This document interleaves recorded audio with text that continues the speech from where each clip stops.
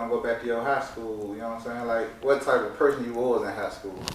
Man, I was excited, young. I came in at that other school I went to, UMS-Wright at 8th grade, and I was just excited to be there. You feel me? Because I knew what I wanted to do. I came over there to play football, besides being recruited to the other high schools or whatever. So 8th grade, I was already practicing with high school, and once I got in that field and going against high school, I was like, yeah, this my thing right here. In middle school, what school you went to? Middle school, I went to Phillips Preparatory, and then I ended up going to UMS my 8th grade. I transferred after 7th grade. So from going to public school to private school, like what the biggest difference to you was? Since you did both of them. They got privilege.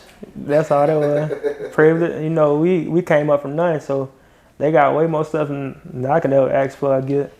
So yeah. Alright, so what you took y'all, you took UMS-Wright to state, help take them to state how many years? Yeah, we got 3 state championships. Yeah. So I would have had 4 if I would have played my senior, but yeah, what it is. And before then, y'all had turned to slop, huh? You said what? Before you came, they was slop before. Before I came, they was like losing in the playoffs, or going to state like every 5 years, something like that. Yeah, so nobody really wanted to go to watch no UMS games before I got there. So. Yeah, because I think the last person was Bronny Gibson. Yeah, they way before my time. Yeah. They played for 8 Mile Me. Yeah, they from the park. Yeah. So, alright, you said you did that. You did that right there. Like, what the biggest game you had in high school? What meant the most to you?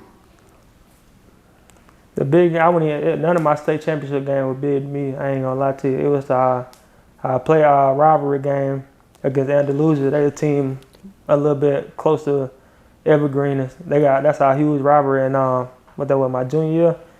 I ended up playing quarterback, running back. We just couldn't score on offense, so they had to use me on offense.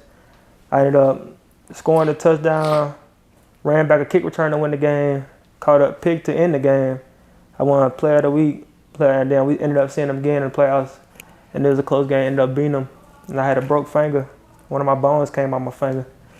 Yeah, and they came out again that game, and we still ended up winning. I ended up catching the interception. So that's a huge game we played. Them and when I played Baker my senior year, because there's a lot of trash talking, because people ain't believe them white boys weren't scared of them Baker boys at all. Yeah. So you just said something about you breaking your finger, right? You ever heard, like, you talked to somebody from Mobile that did the draft process? Actually, one of my football coaches at North Alabama been through the draft process. I'm also close. I talked to DJ James, DJ, Chris, Score. Yeah. I talked to all them boys. We done all worked out together and came up together. So I talked to all them about the draft process. You know how who the boys I was doing? Nah, it was Kenny Winston. You know what I'm saying? He played basketball. And I think he was good. And he had a tear in the knee, and he didn't make it to the league or something because of an injury he had before then. So I want to ask you, what's your thoughts on LeBron James' son getting drafted? And you see him had the heart problem. I mean, I ain't got no problem with it. You feel me? Because just us being African Americans in general is tough out here in the world, and that's just his father. That's generational wealth right there. Yeah. So he also, his son is a good athlete too, and he gonna be under LeBron. Ain't like he gonna come in and start off rip. So he gonna work his way up there, and the sky the limit for them. All right. So after you won your state, you went to Baker. What made you? He said because they changed schools. You know what I'm saying? That was the only thing. Who else your second team was besides Tennessee and Kansas? I really was a hard commit to Tennessee. I was committed to Tennessee my sophomore summer going to junior year, so I wasn't really going nowhere. I was staying in the SEC, and then Bama and Auburn came in last minute and talked to me. They wanted me to come to some private camps or whatever, but I wasn't really changing my mind for real. And if you're not a crazy recruit, a high star like a 5-star coming out of Mobile, they really ain't gonna put no pressure on you until the last minute because you in state. So I really was going to the team that wanted me and needed me instead of a team that just wanted me because I'm from Alabama. What's your biggest, you know what I'm saying, advice you can give to somebody like from Mobile and they, you know what I'm saying, the recruitment process and the tips you can give to, you know what I'm saying, high school players?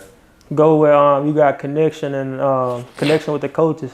Because some coaches, they'll lie to you. I tell you what you want to hear. Make sure you know the scheme. They got your major. The atmosphere, like the community, the fans, all that. Make sure you know what you're getting yourself into before you get there.